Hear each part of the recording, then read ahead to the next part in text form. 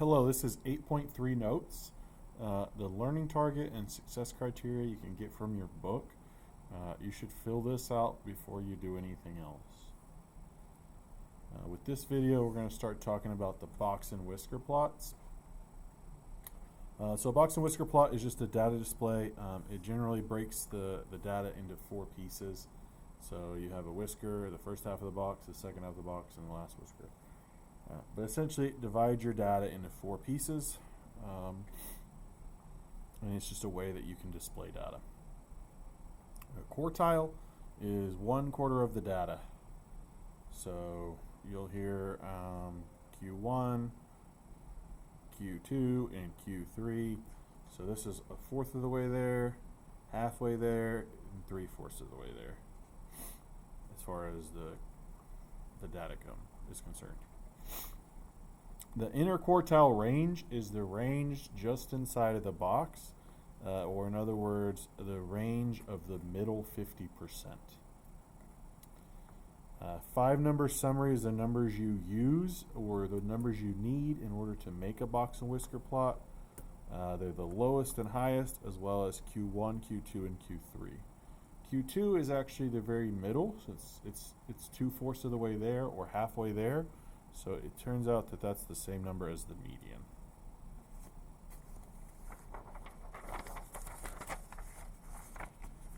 Example number 1. It wants us to make a box and whisker plot that represents the prices in dollars of DVDs in a store, and it gives us a list of prices.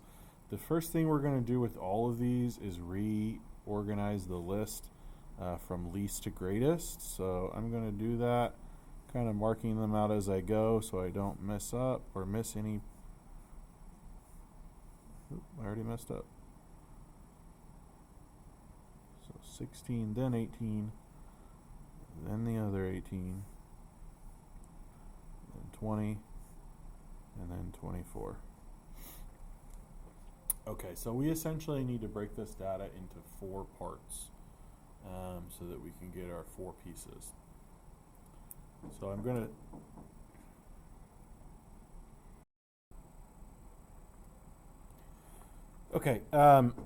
so once we have the numbers listed, we're going to split them up into 4 parts. And this is how we do it. We're going to first find the middle of the data. So I'm just going to kind of count over one at a time on each side until I realize these 2 are the middle. So I'm going to draw a line right where the middle is. So it's in between these 2 numbers. That's my middle, or my Q2. Median, it's also my median. So it's in between 16 and 18. So 17 is in between 16 and 18. So that's a number that I'm going to use. Next, I look at just the lower half. And if this was exactly on a number, I wouldn't include that number on either side. But since this is in between 2 numbers, this number is counted over here, and that number is counted over there. But I'm going to look at the lower half, and I'm going to find the median of just this lower half. And so the middle, if I count over, is right in between here. So right in between 13 and 15, and that's 14. So this is like Q1, or 1/4 of the way through the data is right there. That's at 14. This would be Q2, because it's 2/4 of the way there, or 1/2 of the way there. And then now I need to look at the upper half, and I'm going to find the middle of the upper half, and that's right here at 19. So this is like Q1, Q2, and Q3. I need those 3 numbers, and I need the lowest and the highest. That's my 5-number summary. Those are the 5 numbers that I need to know before I can make my box and whisker plot. So I'm going to come over here and I'm going to draw a number line.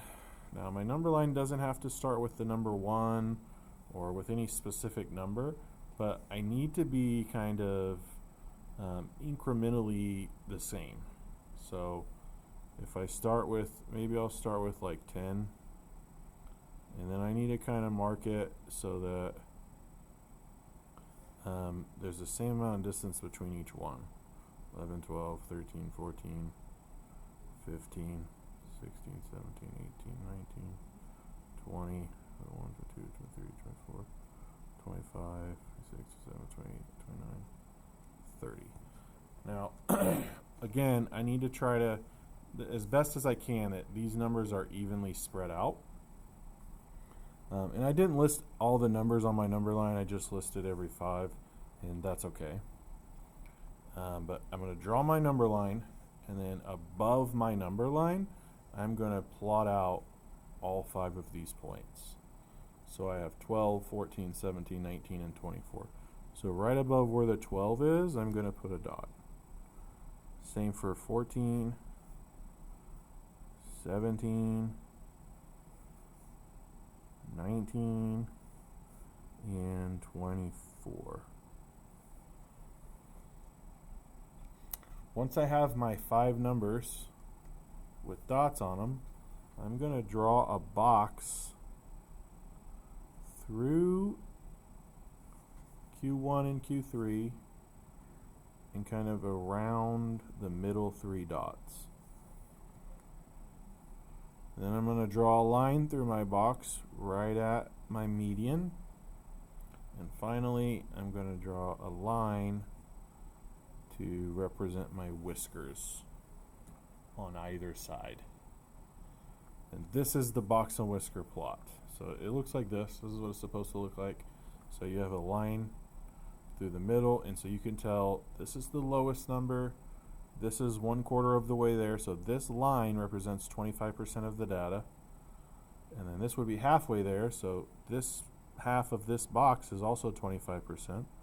This half is 25%, and that half is 25%. Example number 2. The box and whisker plot represents the time in hours spent on a project by students in a history class. Part A, find and interpret the range of the data. So range is largest minus smallest, so it would be 9 minus 1, which equals 8. So our range is 8 hours. This means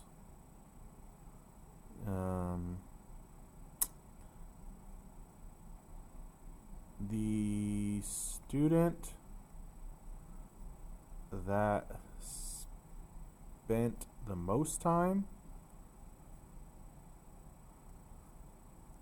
on the project worked 8 hours more than the student that spent the least time.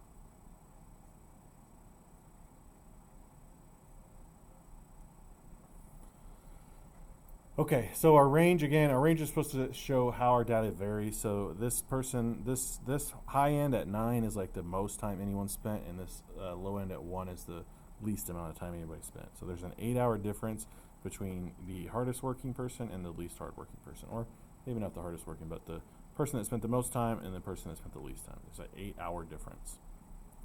Part B, it says describe the distribution of the data.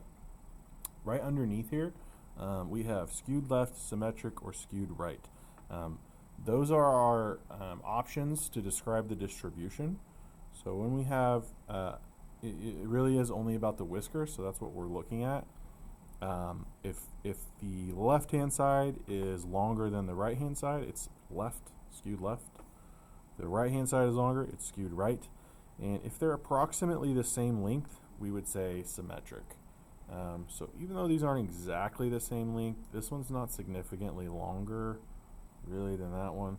So I would probably call this symmetric, even though this one's a little longer. So if you did say skewed left, that'd be okay, but we're going to say symmetric. And the reason, again, is because the whiskers are about the same length. Part C, find and interpret the interquartile range. So the interquartile range is just the range of just this box. So we kind of ignore the whiskers. We consider that, hey, maybe those people are outliers, or that's where any outliers would be if we had any. So that's why people do it, but we want to know the middle half. What's the range here? So it would be 8 minus 3, which equals 5. So our interquartile range is 5 hours. And this means there is a 5-hour difference between highest and lowest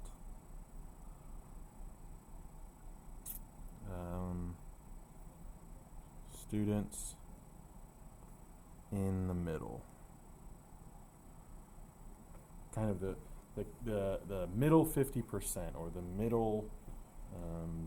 middle performing students. Even if we only look at those students, there's still a 5-hour difference. Part D, are the data more spread out below Q1 or above Q3?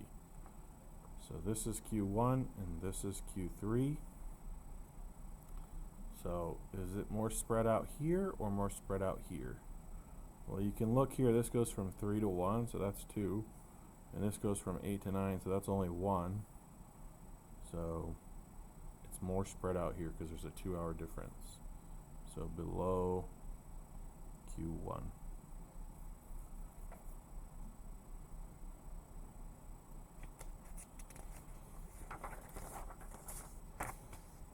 Example number 3, the double box and whisker plot represents the length in yards of field goals made by 2 football kickers. Identify the shape of each distribution. So for A, we can see this is significantly longer than that one, so we're going to say skewed right. So for kicker, part A of the question, kicker A skewed right and kicker B is symmetric. Again, approximately equal on both. Part B, which links are more spread out? So more spread out would be kind of the range.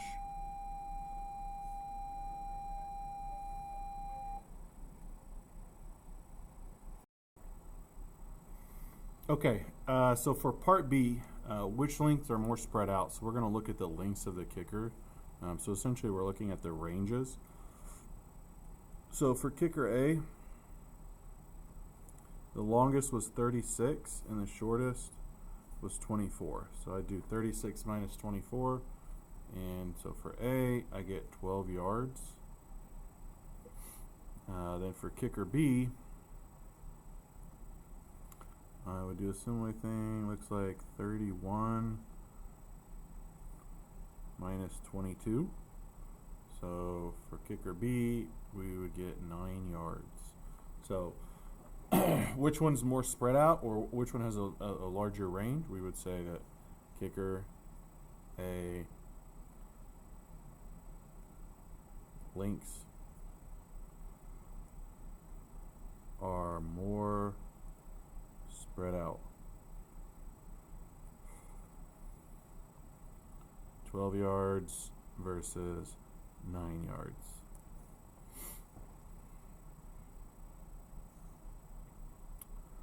Example number 4. A manager makes a list and shows the field goal percentages for players on a basketball team. Part A says make a box and whisker plot that represents the data. Describe the distribution, describe the shape of the distribution. So we're going to start out making a number line. And again, we want our increments to be kind of equally spread out.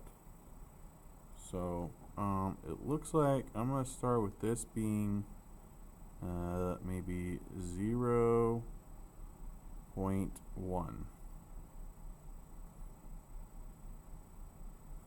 And then we'll do, let's see, 0.2, 0.3, 0.4, 0.5. So I have my kind of my number line on there from 0.1 to 0.6. Next thing I'm going to do is I'm going to try to kind of manage this list of numbers, or kind of list them in order.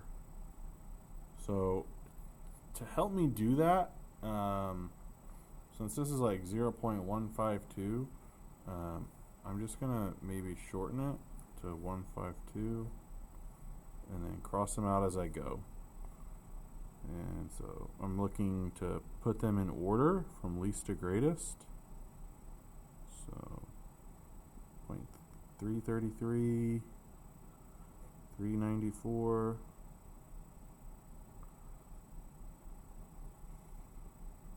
then we got 4s, 412, 431,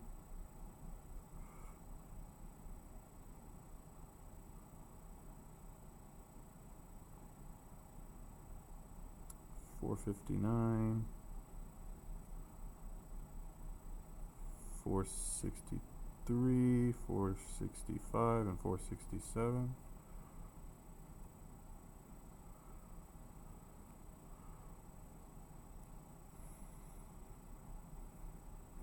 483, 531, 568. Okay, so I have them all listed in order, and I wasn't really able to put them all in one line, and so that's okay. We just have to kind of be careful. So I have 1, 2, 3, 4, 5, 6, 7, 8, 9, 10, 11, 12. So I actually know that I have 12 numbers. So the first 1, 2, 3, 4, 5, 6. This will be halfway. These 6 numbers are the first half, and then these 6 numbers are the second half. So this right here will be my Q2. And then 1, 2, 3, 4, 5, 6. So right there will be Q1. And then right there will be Q3.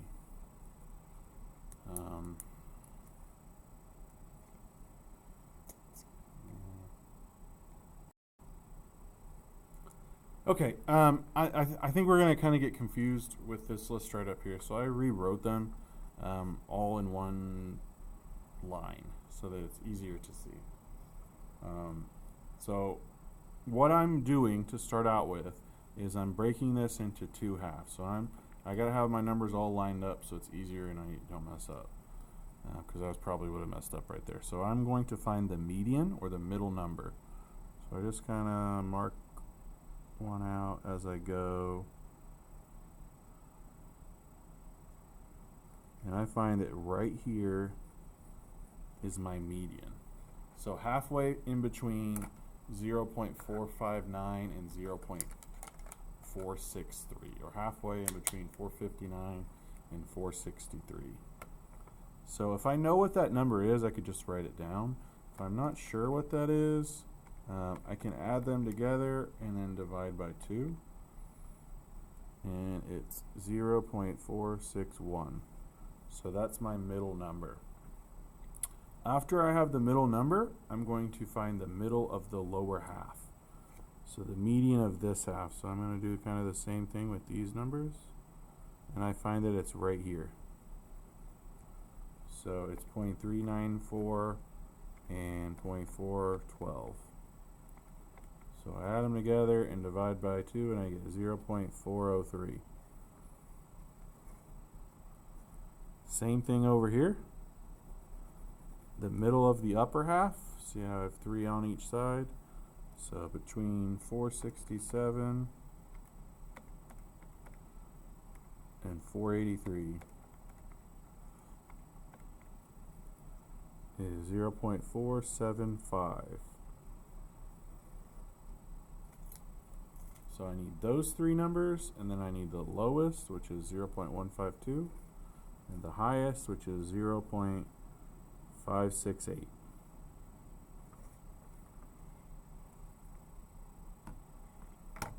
So I'm going to put these 5 numbers above my number line. So this is like 0.15, so that's about right there. 403 is basically right at 0.4. 461 is a little bit more than 4.5.